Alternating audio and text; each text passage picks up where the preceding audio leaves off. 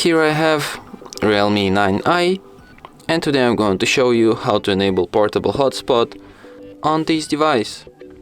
So firstly you have to go to the upper bar, and here you can find personal hotspot button. By tapping on it once you can switch this hotspot. By holding a finger on it you can access some of its settings. For example, you can display QR code to instantly connect to your hotspot.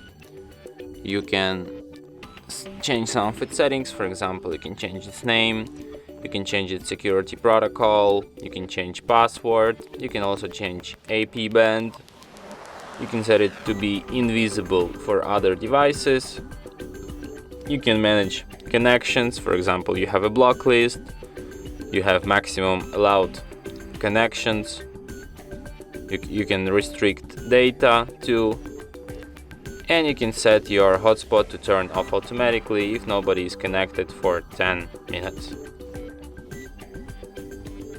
And that's it. Thanks for watching. If you find this tutorial useful, don't forget to hit that like button and subscribe to our channel.